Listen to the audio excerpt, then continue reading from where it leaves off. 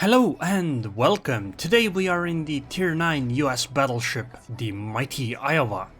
We're playing on the map Tears of the Cruisers, and as you can see it is a fully Tier 9 battle. No CVs, which is very nice. By the way, if you didn't know, Tier 9 actually has the lowest incident rate of CVs, out of tiers that can actually match up with CVs, that is. The reason I wanted to play the Iowa is that usually when I want to play a Tier 9 US battleship, I pick the Missouri, right? Because she has the radar and whatnot. However, I read the news a little bit recently and I realized that Iowa has superb programmers and the people who, order stuff from programmers. And I figured that, hey, maybe I should try playing the ship. See if it's as amazingly good as their software development is. Or vote counting. And here we are. Now, generally I don't like the Iowa that much, because I think US battleships just don't bring that much to the table. However, with my recent try of the Montana a few times, I realized that, hey, maybe I kind of forgot something, because I really enjoyed playing the Montana. And Iowa really isn't that much different. Yeah, she has one less turret, however, she does bring something else to the table. That is, she's Tier 9, meaning that she ends up fighting weaker ships and the 12 turrets aren't quite as important. Also, the Iowa is surprisingly fast. I mean, we're going 34.7 knots in a battleship, and I mean, this ship has been this way in the game for a very long time. I mean, when people talk about fast battleships, Iowa is absolutely up there.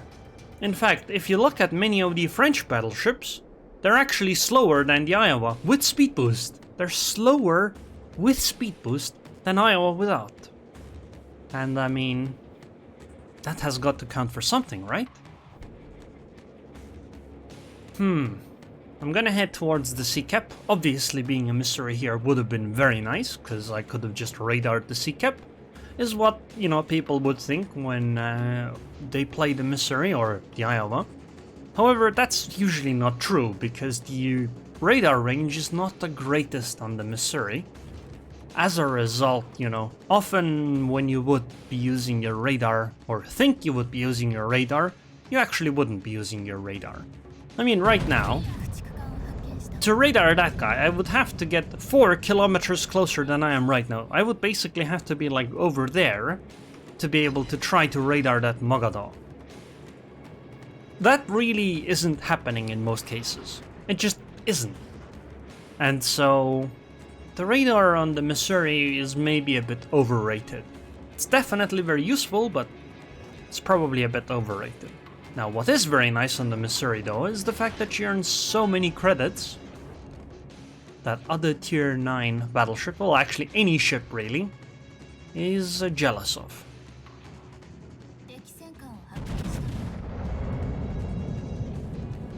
I do not wish to keep going in first. I mean, actually I should, because we do have a ship's advantage on this side. I tend to err on the side of caution at the start of the game, because obviously there will be hidden ships and you don't know where everyone is, but considering how many ships are on the A cap for the red team, I actually think it is a very good idea to push in at this moment here. Because it indicates that most of the enemy's forces are not here. Oh, come on! I hate it when ships just disappear when you're trying to get a better aim on them. Especially because it just happens like instantly. It's like ship's there one moment and the next moment it's gone. Cloaking generator activated or something. I think Ibuki does make the most sense to be the focus here. Although I guess if she doesn't show much side, maybe not. Compared to this Friedrich der Grosse at least. Right now, I guess it's a better choice to hit the battleship. I'm gonna start using the heal here. Wow, how did that deal so much damage to me? What the hell? I am angled against, like, everything over there. Right? Yet that did so much damage. What is this? I'm gonna take a shot on the Soyuz, because she is close by and showing side.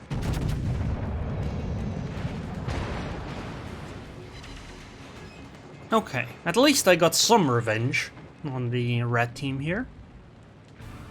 Man, that salvo hurt a lot. Maybe that's why I don't like the US battleships. Because in, say, a German battleship, that probably wouldn't have happened.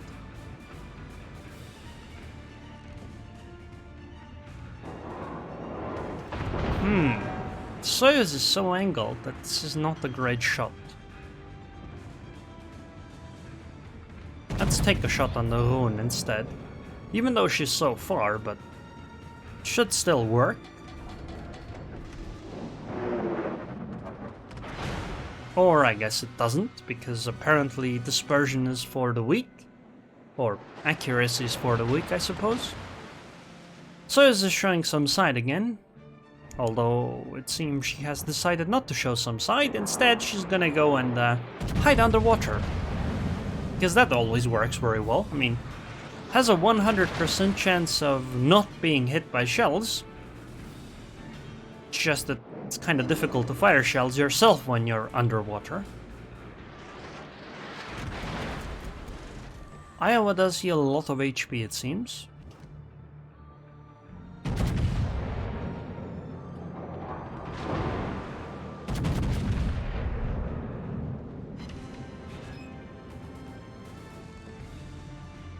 How are we doing in the match?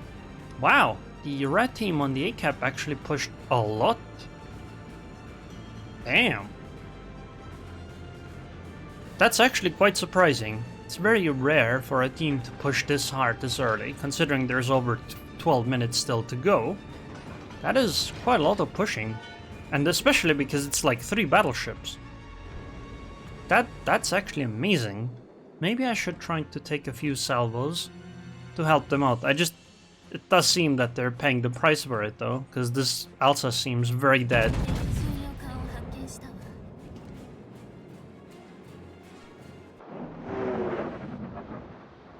Usually battleships don't push like this because they don't want to be the Elsas. 5 shell hits and everything ricocheted. That is disappointing. I seem to be getting quite a lot of ricochets here. Let's see if we might be able to punish the Georgia. But yeah, usually people don't push like that because the first person around the island ends up as the Alsace. And when you're pushing the enemy can do all kinds of silly things to you, which, you know, stuff like playing Ring Around the Rosie and whatnot. Which is exactly what the Friedrich der Grosse is doing. Wow, this guy is so screwed. Goodbye, Friedrich der Grosse. 24k, and then there's like, well, torpedoes. Good night.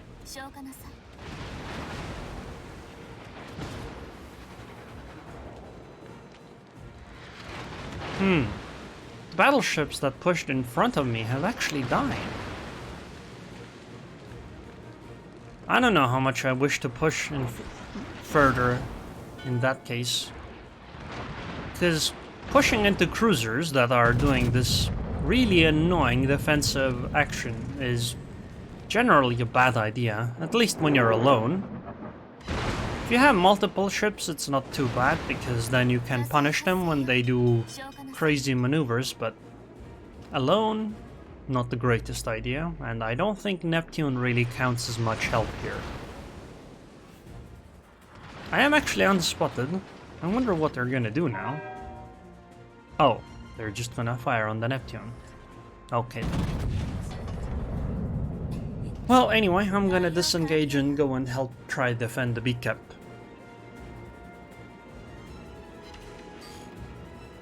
Ooh, a massive overpen. Oh wow, that could have gone very, very badly for me. If that salvo had set, you know, slightly lower, That could have potentially done a lot of damage.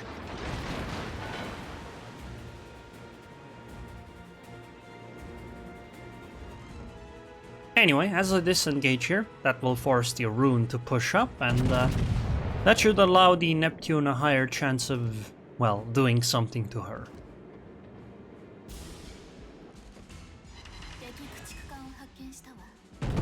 Whoops, that was a bit too low. By the way, I'd like to point out that the Friedrich der Grosse that was playing Ring Around the Rosie with those battleships is still alive. Meaning that they actually didn't get her. And so, now she's a perpetual pain in the ass, is what I would really like to say, but I don't know if that's true. Because there's the Seattle that's gonna be annoying for her. Oh, Georgia is showing a lot of broadside. I guess she doesn't like some of her HP anymore. Thank you for that HP. I really appreciate it. And now it's just a bunch of cruisers that kept running around, trying to dodge everything. While we hold the caps. And now they have to push into us. Where's the other battleship? Wait, I am the battleship. Oh god. God damn it. Luckily they only have one destroyer, and it is a Kitakaze, so it shouldn't be too much of a problem. I do still have both two heals, and I would like to be able to use both of them. Let's turn the ship and the turrets. At this point we're not gonna be settled as punishment for this.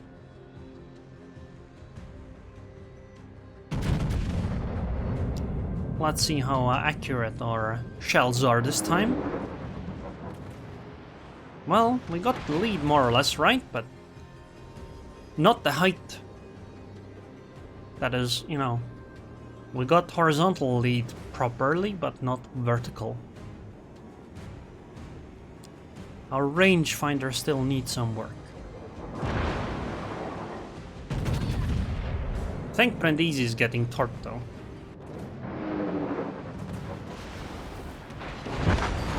Ooh, got him! Wait, she didn't actually launch torps? What is this? Anyway, next up is Seattle. She doesn't have too much HP. And the big, strong Iowa guns might have something to say about it. Now I need to avoid Ibuki torpedoes. Oh, she disappeared.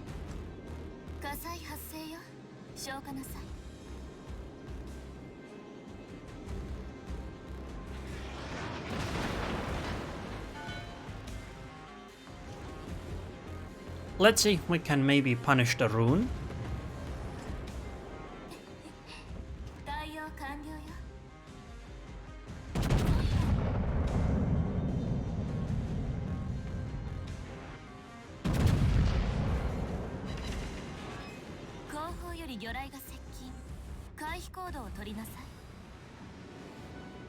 Okay. Oh, they actually did take out the Neptune. That is unfortunate.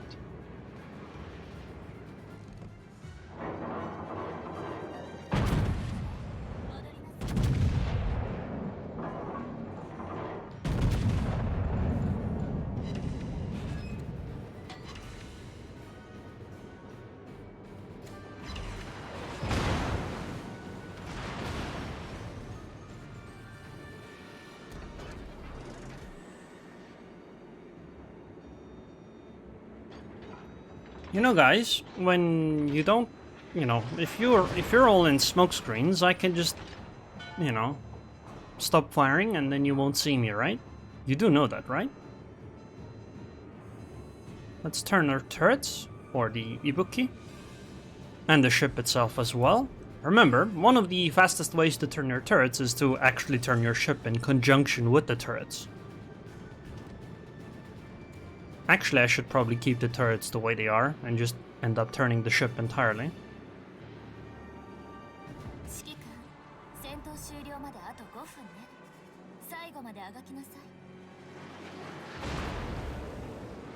Fire. Stomach on it? Actually, I should just keep sailing away, I guess. I mean...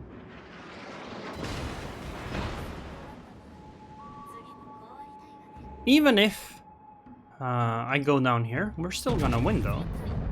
Right? Because we're almost at 1,000 points. Oh, come on, 300 HP? But we're gonna win by points now. Too bad, I could have sunk one of them to pad my stats a little more, but it's fine. 155k damage, 3 ships sunk. I mean, that's good enough already, we don't need a 4th one. Although we definitely would have been able to get 1, probably even 2 if time had permitted. 17 overpens, 13 penetrations, 14 ricochets. Man. Kinda surprising how many ricochets I got when firing on battleships. But it's okay, we got a nice number 1. Wow, this rune did really well. Now, thing is that when you fight defensively as a cruiser, like this rune did for example, it's very effective. You can deal a lot of damage compared to how much, HP you lose for it. However, the problem is that you lose the ability to dictate what happens in the match. That is, if your team plays poorly, you can't really support them. You can only deal more damage, but it's unlikely that you will actually sink something, to help out your team. You'll deal damage, and it'll add up, and eventually you might sink lots of things with it. However, those ships have been able to deal damage all the time. Whereas something like a battleship or a cruiser at close range can do so much alpha damage that they might knock out an enemy very quickly. And that can add up quite nicely. Because if you knock out 2 of the enemy ships, whereas, you lose an equal amount of HP on your side but none of your ships go down, you now have an advantage in the number of guns, so you can output more damage to the enemy than they can output to your team. And that ends up being quite advantageous. This Mogador, wow, I don't think I actually saw that guy much. But apparently he was number 3, well played. Anyway, it turns out I was pretty decent, huh? Can't really complain. 2 million potential damage. 42k from HE, damn. I guess it's not the most resistant, huh? Even the secondaries did damage from the Friedrich Grosse, but would I have HE? There's absolutely no problem. Most of the HE damage that I took came from the rune though. And then there's a bunch of fires on top of that. In fact, I took less from AP than HE. That SAP seemed pretty effective too, it seems. Considering how I only took 20 shells, that's like what, 2 or 3 Brindisi salvos? 15k is respectable.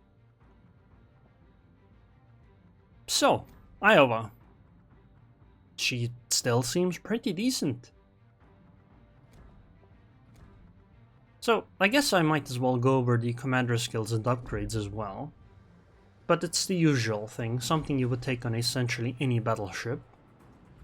So, priority target, expert marksman, superintendent, concealment expert, fire prevention, basics of survivability, and adrenaline rush.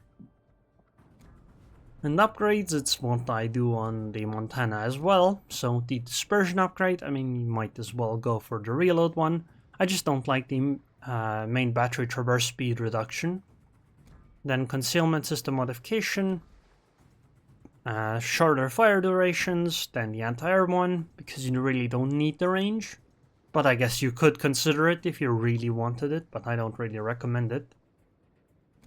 And then damage control systems, and obviously main armaments modification 1. And that's it. So anyways, I hope you guys enjoyed this video. I would like to thank the patrons on Patreon. Thank you very much for your continued support, Gerald Grey Halo. And I hope I'll see you guys next time.